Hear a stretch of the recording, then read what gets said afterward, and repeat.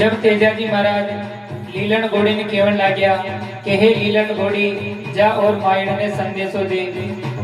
जब लीलन घोड़ी तेजाजी महाराज ने बोली कि हे तेजाजी महाराज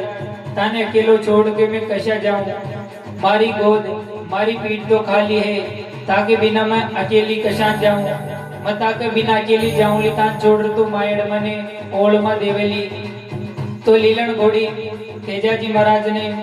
काई केवल लागे देखो,